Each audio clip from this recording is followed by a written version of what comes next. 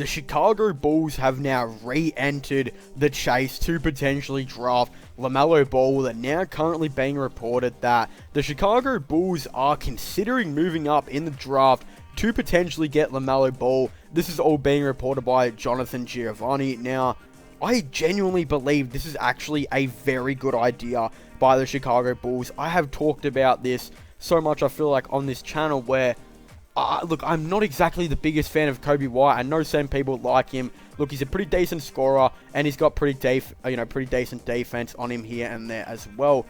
But I'm just not exactly the biggest fan of him at all. Like, you probably know what you're going to get with Coby White. I don't feel like he's ever going to be like a star type of player. Who knows? He could come out and shock me next season and be an absolute gun, as a point guard. But I just don't really know. I feel like he's going to have the issue the whole time because he's not a great playmaker at all. I feel like he's going to have the issue in his career where he's going to be mixed between a point guard and a shooting guard for a big period of time.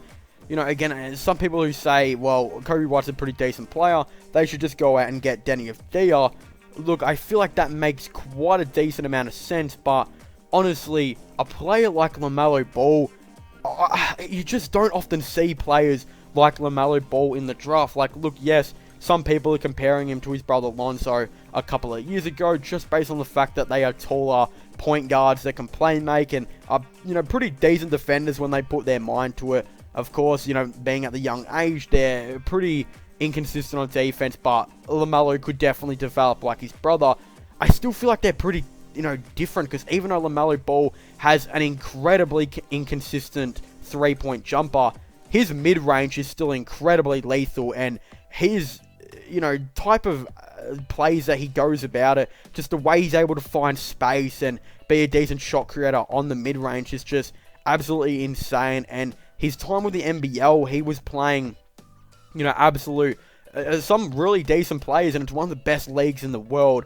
And he was still able to beat a lot of point guards in there, and he just showed what he can potentially do. Not just that, he has a lethal floater game, which is incredibly hard to teach. Like, it's probably something that is almost impossible to teach at this point, how consistent his floater is. His mid-range is still really good. He is one of the best playmakers that has been in the draft in the last couple of years. Again, he's great on the rebounds, obviously his height, and he's incredibly pacey with his height as well.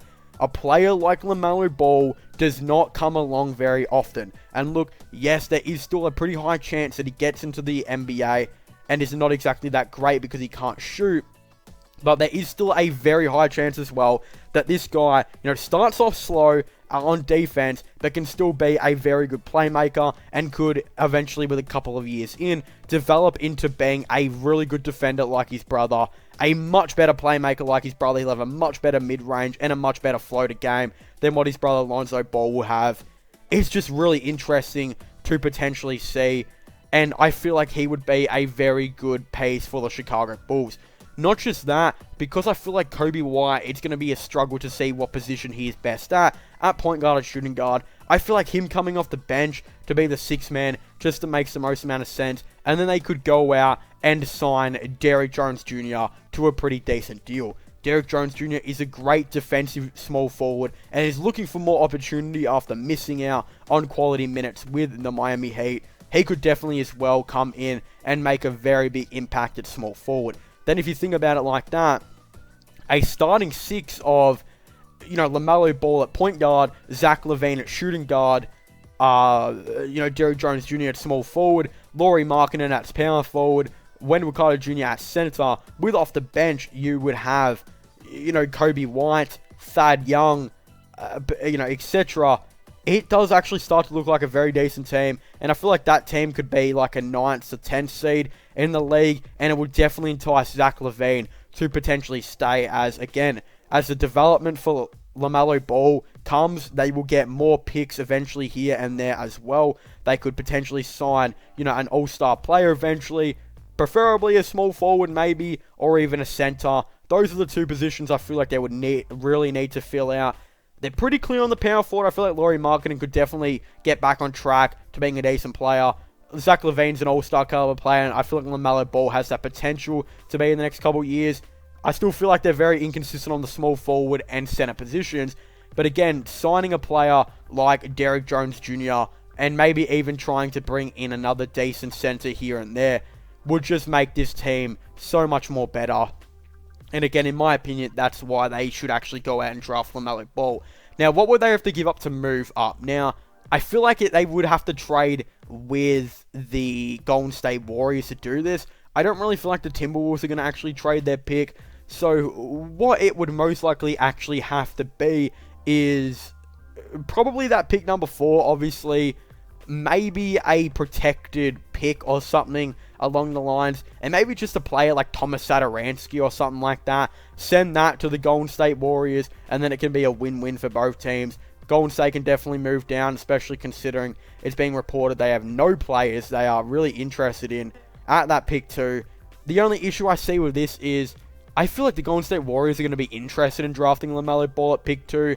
It is reported that they are interested in drafting a center and could look to take best available. And I feel like at that point, LaMelo Ball will be that. Not just that, he could definitely fill in to be like a Sean Livingston, type of replacement in the short term. And then in the long run, he could definitely replace Steph Curry or Klay Thompson in the next 5 years or something like that. So that's why I feel like the Golden State Warriors will be pretty interested and pretty keen on potentially trying to get LaMelo Ball.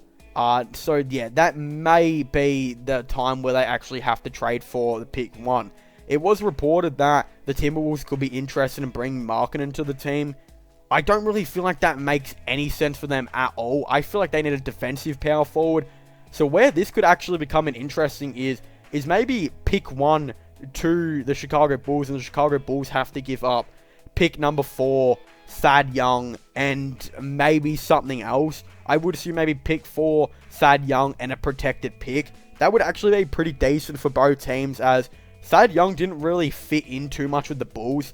He could go and now be that defensive power forward that the Minnesota Timberwolves desperately need. And then at pick 4, maybe the Timberwolves can draft a small forward. So where this could go now for the Timberwolves as well is that their starting lineup would be like D'Lo at point guard, Malik Beasley at shooting guard, maybe Culver at small forward, Thad Young at power forward, and Cat at center. And then they could bring maybe Denny Avdija or Isaac Okoro off the bench.